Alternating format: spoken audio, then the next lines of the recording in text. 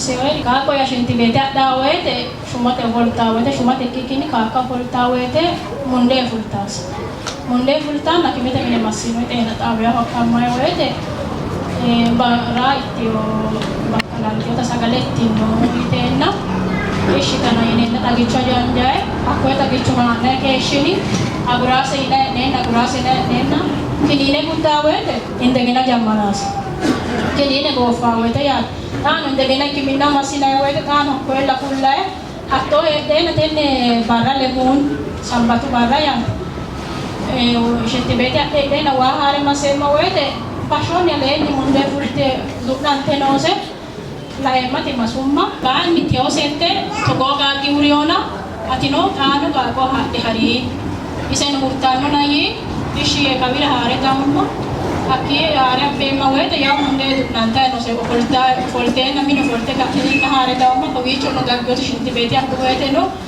munde togo ni kalkula do fultiose akko ke denani katitati melekte sayose wani akki to da urerenna togolu bono munde durante shinti bete dawete yenno aneti yanga kai summa magano munde tenne uriso moyi minira mare shinti bete folte na wete munde dino mayino ite no se dironna la malakio agana ikannoi ayana tesadera ardita ite da forma na kai barale mun ya forma ite no se gede atte uji attite no maeo magano no munde urisio galate magana yesus galate ho sana ta misana ne የሚያዘጋጅ ጌታ ስሙ ይባል አንጋደሬ ሲቲነ ሁረሰ ጻና እዮይየ ሁረሰ ጻና ሀኒ ቃቆ ጣፈ እናቴ ደቃቆ ሶሚካይዲ አዩ ካካ ሳታውተ ሙንደ ዱካንታው ከነ ውጭሞይ አው ከጸለኩሽ በኋላ ደም ወጣ አልወጣ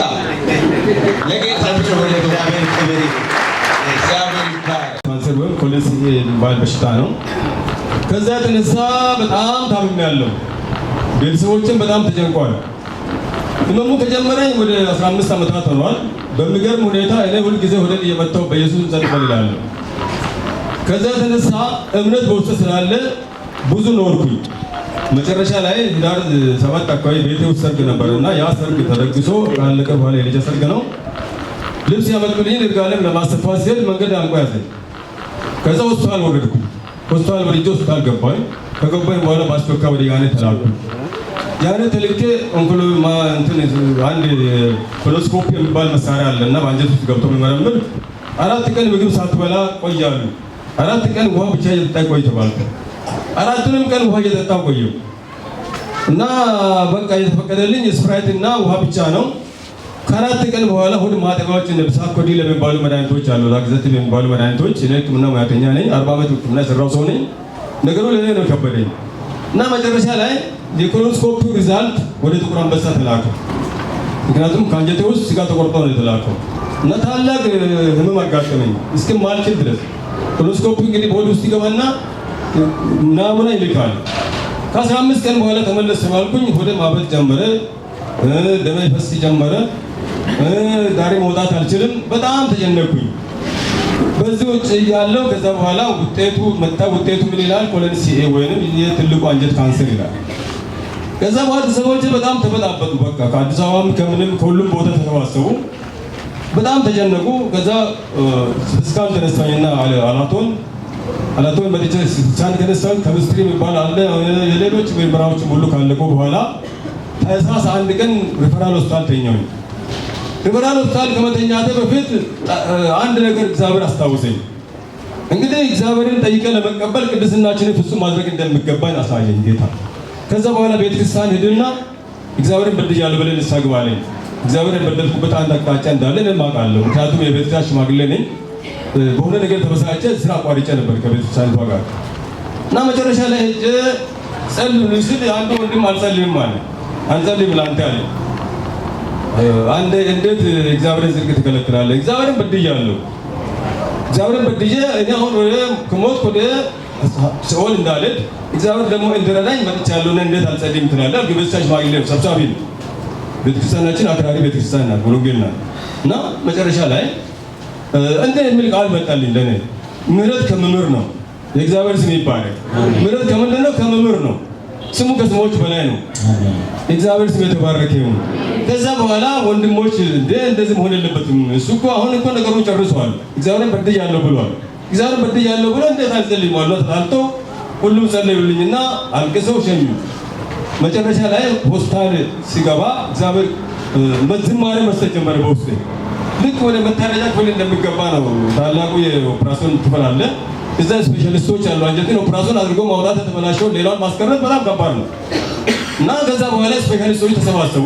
ፕሮፌሰሮች፣ ዶክተሮች አሉ ዘመዶችን መጡ። አንዳንዶቹ ለኔ ብሎ ነው የገቡት። አንድ ፕሮፌሰር እና አንድ ዶክተር ስለኔ ብሎ ነው የገቡት ዘመዶቹ ስለሆኑ። መጨረሻ ላይ ወደ ኦፕራሲዮን ክፍል ሲገባ ጌታ መዝሙር ሰጠን። ከሞትም ያድነዋል፣ ከሞትም ያድነዋል፣ ከሞትም ያድነዋል ኢየሱስ እያልኩ የዘመርኩኝ መንፈስ ቅዱስ ስለኔ መቃተት ጀመረ። ልክ እናንተ ጋር እንደሆነ ሌላ ጽናኝ ይሰጣቸዋል። እሱ ማለት ሊያቆና ሊቀበለው የማይችለው የእውነት መንፈስ ነው። እናንተ ግን ለዘወትር ከእናንተ ጋር ስለምኖር በውስጣችሁ ስለምኖር እናንተ ታውቁታላችሁ ብሎ ቃል ትዝ አለኝ። ከዛ በኋላ መንፈስ ቅዱስ መጣና ምንም አትሆንም ማለት በህይወት ትወጣለህ ከዚህ አለ። አሁን ወንድሞቼ ልጆቼ በሙሉ ፈርሙ ሲባሉ ፈርማሉ ብሎ ነው የፈረምኩኝ። ምክንያቱም ከሞተ ጠያቂዎች ላይ ሆነ ዶክተሮቹ። መጨረሻ ላይ እኔ ድኛለሁ ምንም አልሆንም አልኩ። ምክንያቱም እኛ ካፋችን ፍሬ ነው የምንቀበለው። እግዚአብሔር ስም ይባረክ እና እኔ ድኛለሁ እኔ እኮ ጻድቅ ነኝ። ጻድቃን የሚያስፈልጋቸውን እግዚአብሔርን መሰላቸው ቃል ገብቶልናል።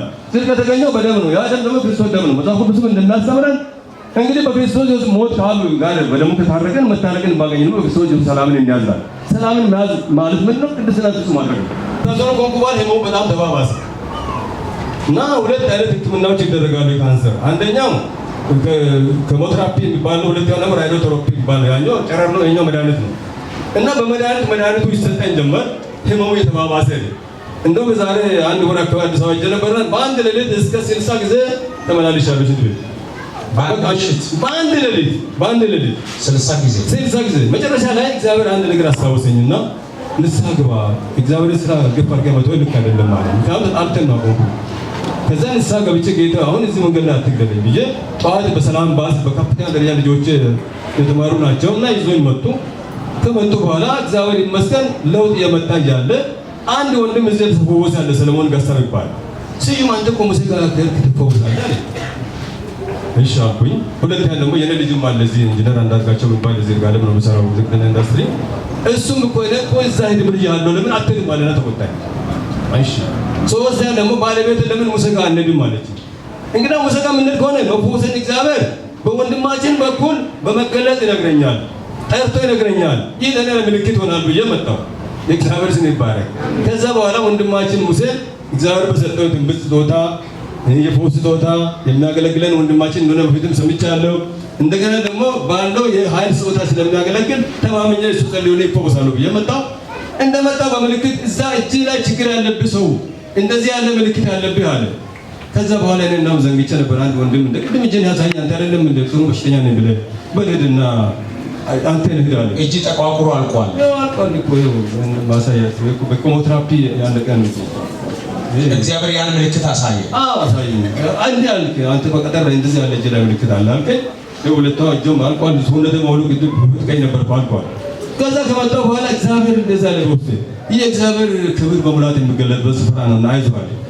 የእግዚአብሔር ስም የተባረከው ነው። የእግዚአብሔር ክብር በሙላት የተገለጠው ወንድማችን ለተገለጠለት ነው ስለታዘዘ ነው። እግዚአብሔር ስም ይባረክ። ለተገለጠለት ነው ስንታዘዝ የእግዚአብሔር ክብር በሙላት ይገለጣል። ሌላው ምንድን ነው? እግዚአብሔር በተቀደሰ ጉባኤ መካከል ይገኛል። በጉባኤ መካከል የእግዚአብሔር ህልውና ተሰማኝ። እግዚአብሔር ስም ይባረክ። እልልታን ያገለጥኩ እዚህ መጣሁ።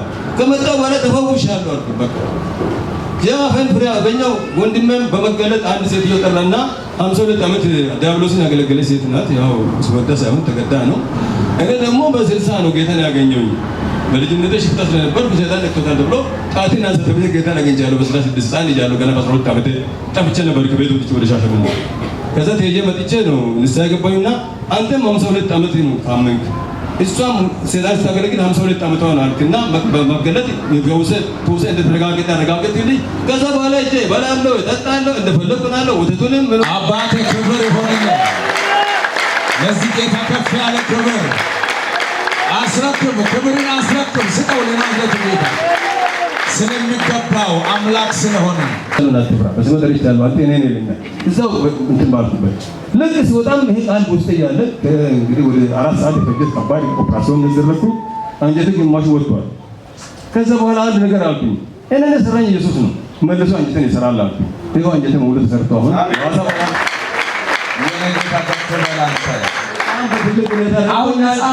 አሁን ነፃ ነኝ እንደፈለኩ በላለሁ ባለቤቴ ሳለች እኔ ጋር መከራ ምታይ ነበር እሱ ከነ እኔ ስናቴ ያገኘሁት በቃ ክብር አይገባውም ለዚህ ሐዋላ ጌዶታ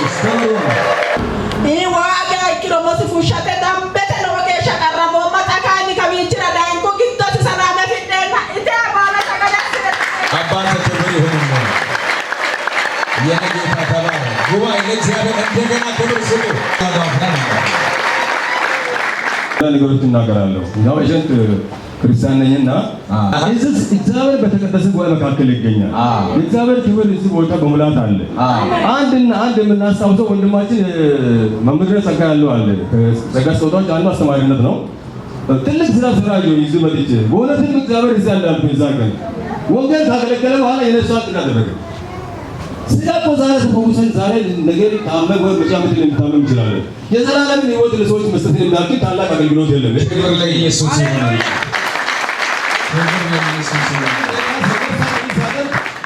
እግዚአብሔር አለ አምስቱ ስጦታዎች ተሟልቶ ነው ያሉት የእግዚአብሔር ክብር በዚህ ቦታ አለ አገለግላለሁ በዚህ ፊት በእግዚአብሔር ፊት ቃል እገባለሁ ክብር ለኢየሱስ ይሁንልህ